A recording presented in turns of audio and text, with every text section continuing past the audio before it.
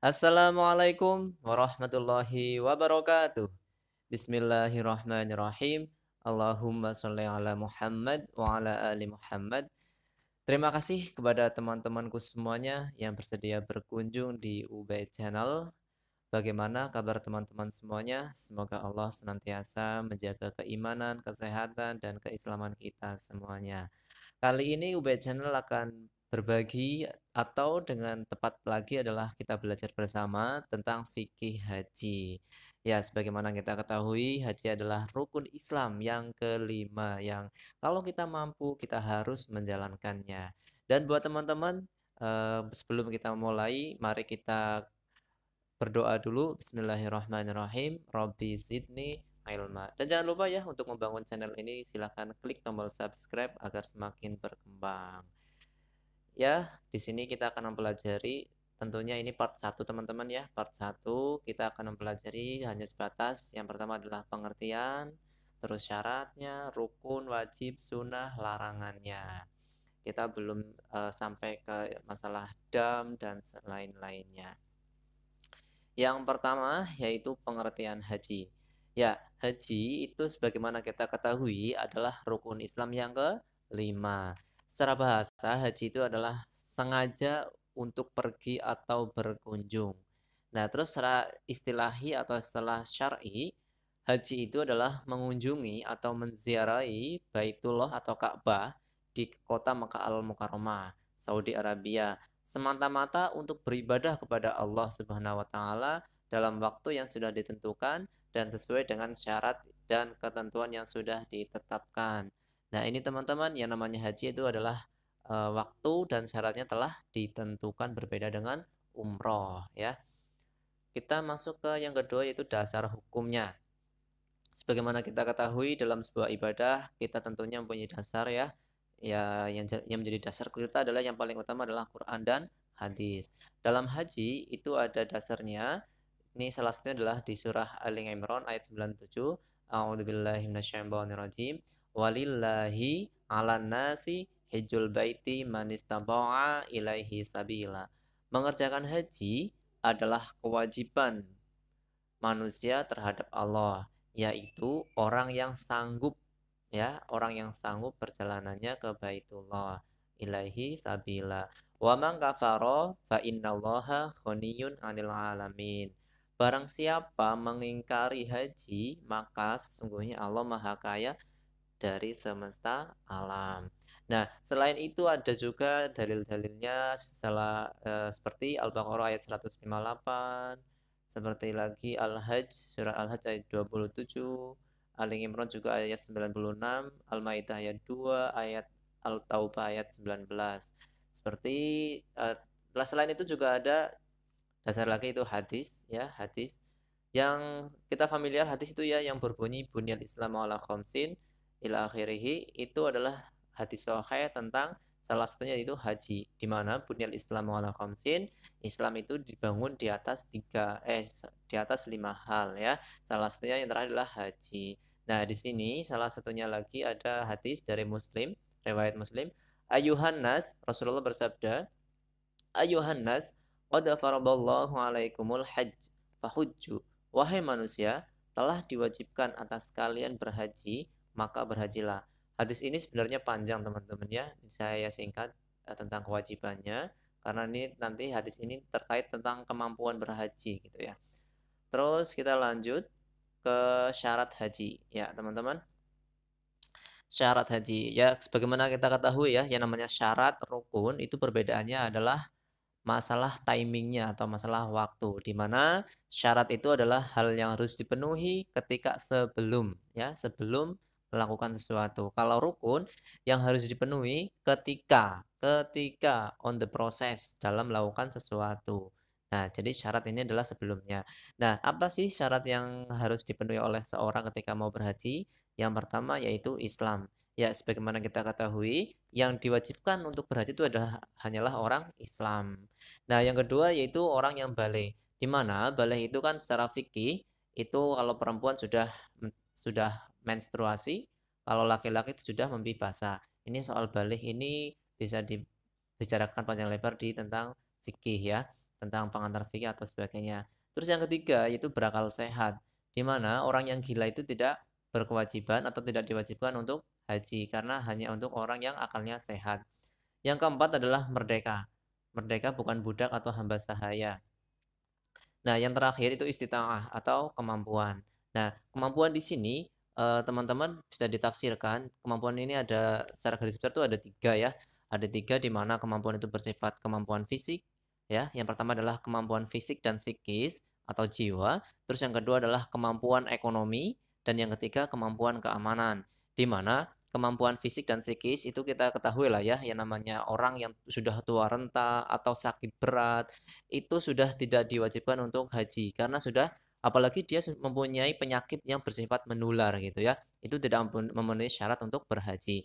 Terus yang kedua adalah kemampuan ekonomi. Kemampuan ekonomi yaitu kemampuan seseorang itu untuk membiayai dirinya untuk pergi berhaji dan membiayai orang yang ditinggalkan. Jadi jangan sampai seorang muslim itu mampu secara biaya untuk dirinya sendiri berhaji, tapi orang yang menjadi kewajibannya entah itu istri anak tapi ditinggalkan tanpa biaya sehingga harus mempunyai kemampuan dua-duanya. Terus yang ketiga adalah kemampuan keamanan, di mana seorang yang berhaji itu harus mempunyai jaminan atau kemampuan keamanan. Ya, aman itu adalah aman untuk dirinya sendiri ketika berangkat ataupun aman untuk ahli keluarganya ketika ditinggalkan. Nah, ada beberapa lagi juga nah ini keterangannya adalah apabila kelima syarat tersebut tidak terpenuhi, maka gugurlah kewajiban haji bagi seorang. Jadi ketika ini sudah salah satunya tidak terpenuhi, maka sudah tidak wajib bagi seseorang itu. Misalkan orang itu tidak punya biaya untuk pergi berangkat haji. Jangankan biaya untuk sekolah anaknya atau pendidikan anaknya atau bahkan makan itu tidak cukup, jadi tidak diwajibkan untuk pergi haji. Terus selanjutnya yaitu rukun dan wajib haji. Nah, teman-teman kalau mempelajari fikih ibadah biasanya ya atau fikih sholat, fikih wudhu biasanya kan cuma berhadapan dengan rukun, sunnah gitu ya. Nah, kalau di haji itu beda, ada rukun, ada wajib. Rukun dan wajib. Sebagaimana kita ketahui kan seolah-olah itu rukun sama dengan wajib ya. Ternyata beda teman-teman. Nah, kalau rukun dan wajib, nih di bawah sendiri langsung ke sini ya. Kalau rukun itu sesuatu hal yang ketika tidak dipenuhi maka hajinya tidak sah atau batal. Nah, hajinya tidak sah. Tapi kalau wajib haji, apabila salah satu wajib haji tersebut tidak dilakukan, maka hajinya tetap sah, ya, tetap sah. Tapi wajib membayar dam atau hukuman. Nah, di sini nanti akan dijelaskan juga. Ya, bukan di sini sih, insya Allah di video selanjutnya tentang dam haji ya. Kita bahas yang pertama adalah rukun haji, teman-teman. Ya, yang pertama yaitu rukun haji, yang satu adalah ihram. Ya, sebagaimana kita ketahui, di sini seorang yang berhaji harus niat akan melakukan ibadah haji dengan mengenakan kain ihram. Kain ihram itu kain putih yang tidak berjahit. Terus yang kedua yaitu wukuf di Arafah ya. Wukuf di Arafah, jadi seorang orang yang haji itu adalah harus hadir di padang Arafah mulai matahari tergelincir pada 9 Zulhijjah sampai terbit fajar di tanggal 10 Zulhijjah. Terus yang ketiga yaitu tawaf. Tawaf di sini tawaf ifadah ya, di mana tawaf ini adalah mengitari Ka'bah sebanyak 7 kali putaran dengan posisi Baitullah di sebelah kiri yang dimulai dari Hajar Aswad. Yang keempat adalah sa'i ya, atau berlari-lari kecil antara Bukit Sofa dan Bukit Marwah sebanyak 7 kali ya. Yang kelima yaitu tahalul. Tahalul itu adalah mencukur rambut kepala sekurang-kurangnya 3 helai rambut ya. Terus yang keenam yaitu tertib, di mana antara ini harus tertib berurutan ya. Nah, pokoknya ini kalau rukun, kalau tidak terpenuhi maka hajinya batal, tidak sah. Nah, terus selanjutnya itu wajib haji. Wajib haji yang pertama adalah ya, yang wajib haji yang pertama adalah ihram dari mikot. Ya, mikot makanya dilakukan setelah memakai kain ihram. Terus yang kedua yaitu mabit di Muzdalifah. Nah, bermalam di Muzdalifah ini pada tanggal 9 Zulhijjah dalam perjalanan dari Arafah ke Mina. Dari Arafah ke Mina. Terus yang ketiga adalah mabit di Mina ya. Nah, ini bermalamnya di tanggal Ayyamul Tasyrik, yaitu 11, 12, 13 Hijriyah. Hijriyah. Dzulhijjah, maaf. Terus yang keempat yaitu melontar jumroh. Melontar jumroh ini selama 3 hari di tasyrik ya, jumrah ula, wusta, dan aqobah. Yang kelima yaitu tawaf wada. Tawaf wada yaitu tawaf bagi orang yang akan meninggalkan Mekah. Nah, wajib ini kalau tidak dilaksanakan hajinya tetap sah, tapi harus membayar dam. Dan damnya itu macam-macam, ada yang menyembelih kambing dan seterusnya. Insya Allah nanti akan dibahas di selanjutnya.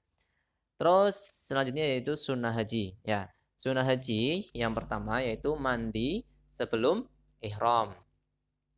Terus yang kedua sholat sunnah ihram. Yang ketiga membaca talbiyah tadi di yang pertama di slide pertama itu labbaik Allahumma labbaik ila akhirih. Yang keempat membaca sholawat Nabi, terus berdoa di multazam, sholat di makom Nabi Ibrahim, sholat di makom Ibrahim, terus minum air zam-zam, banyak berdoa, berzikir di Arafah, banyak berdoa, berzikir di Muzdalifah. Terus mengambil kerikil di Muzdalifah untuk seluruh lemparan jumroh. Berdoa setelah melempar jumroh, mencukur rambut sampai habis untuk jamaah laki-laki.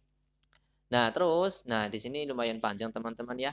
Nah, ini ada namanya larangan saat haji atau saat ihram ya. Larangannya apa? Ya, yang pertama itu adalah bersetubuh atau hubungan biologis dengan istri. Biarpun halal dengan istri ya, tapi dilarang teman-teman ya. Kenapa? Karena itu sudah ditegaskan di Al-Qur'an ya, surat Al-Baqarah 197 yang artinya barang siapa yang telah menetapkan niatnya akan mengerjakan haji, maka tidak boleh rofas ya, berbuat fasik dan berbantah-bantahan di dalam mengerjakan haji. Nah, ulama menjelaskan yang namanya rofas itu adalah melaksanakan jimak. Ya, di mana jimak ini adalah hubungan suami istri tentunya, apalagi naudzubillah sampai berzina haram total gitu ya. Nah, dan tentunya jimak ini terjadi sebelum tahalul yang pertama ya, atau sebelum melempar jumrohul aqobah pada tanggal 10 Zulhijjah. Nah, kalau itu dilakukan maka selain berdosa, ibadah hajinya juga rusak ya. Ibadah hajinya juga rusak. Terus yang kedua yaitu mencukur rambut kepala. Ya, mencukur rambut kepala. Nah, ini juga dijelaskan juga di surah Al-Baqarah ayat 196. Larangan maksudnya ini dilarang ya, dilarang mencukur rambut kepala. Nah, itu di Al-Baqarah 196, dan janganlah kamu mencukur kepalamu sebelum binatang hadi atau kurban ya, sampai di tempat sembelihannya. Nah, teman-teman, kalau nanti teman-teman membandingkan dengan referensi lain itu kan ada memotong rambut, semua rambut bagian tubuh, memotong kuku. Nah, itu nanti ulama telah mengkiaskan ke rambut-rambut di seluruh tubuh, termasuk memotong kuku. Nah, terus yang ketiga yaitu khitbah dan menikah. Nah, ini dilarang ya ketika haji itu menikah atau mengkhitbah ya, karena Rasulullah bersabda, la yankihul muhrimu wa la yunkahu wa la yakhtub. Seseorang yang sedang dalam keadaan ihram tidak boleh menikah, tidak boleh dinikahkan, dan tidak boleh meminang. Seperti itu teman-teman ya. Terus yang keempat yaitu membunuh binatang buruan. Nah, ini di surah Al-Maidah ayat 95. Hai orang-orang yang beriman, janganlah kamu membunuh binatang buruan ketika kamu sedang ihram. Nah, terus selanjutnya itu memakai wangi-wangian ya, memakai wangi-wangian. Karena wangi-wangian ini entah itu di badan, di pakaian, atau di makanan dan minuman ya. Karena Rasulullah dalam suatu peristiwa ya,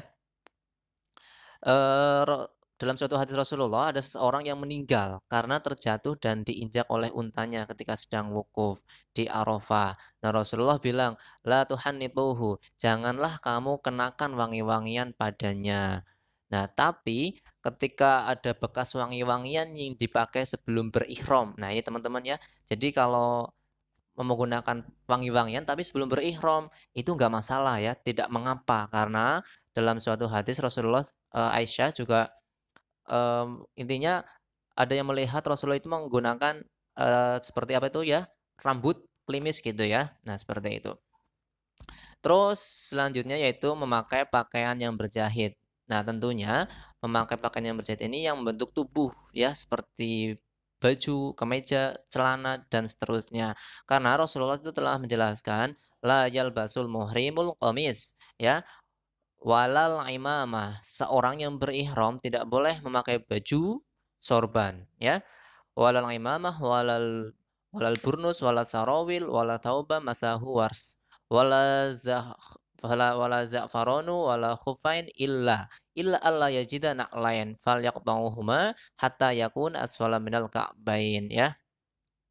Ya, dilarang juga dengan penutup kepala dan tidak pula pakaian yang dicelup dengan wars dan za'faron, tidak pula khuf, kecuali jika tidak mendapat sandal hendaklah ia memotong hingga kelihatan kedua mata kakinya. Ya, seperti itu. Terus selanjutnya yaitu perempuan dilarang menutup muka atau nikob atau cadar dan kedua telapak tangan, ya. Karena ini ada dalilnya dari sahabat Abdullah bin Umar radhiyallahu an. Rasulullah bersabda, la tantaqib al-mar'atu al-muhrimatu wa la talbasil qafazain, ya. Janganlah seorang wanita yang berihram itu mengenakan nikob. Nikob itu seperti cadar, ya, dan jangan pula kaos tangan seperti itu. Terus selanjutnya yaitu mendekati perbuatan maksiat, bermusuh-musuhan dan berbantah-bantahan. Ini dalilnya sama dengan yang di awal tadi. Nah, terus selanjutnya bersambung. Ya Allah. Ya, bersambung teman-teman. Oke, tadi sudah dijelaskan singkat tentang pengertian sampai larangan dari haji. Yang terakhir, mari kita berdoa. Bismillahirrahmanirrahim. Allahumma sholli ala Muhammad. Ya Allah, berilah kami kesempatan untuk berkunjung ke bumi-Mu yang paling mulia, yaitu Mekah dan Madinah. Berilah kami kesempatan untuk mengobati kerinduan kami kepada manusia teristimewa dengan mengunjungi tempat beliau hidup sebelum Kau mempertemukan kami di surga Firdaus-Mu. Amin. Allahumma amin. Terima kasih kepada teman-teman semuanya yang bersedia mendengarkan. Silahkan untuk membangun channel ini, silahkan klik tombol subscribe. Sekian dari saya, bila ada kesalahan mohon maaf. Wassalamualaikum warahmatullahi wabarakatuh.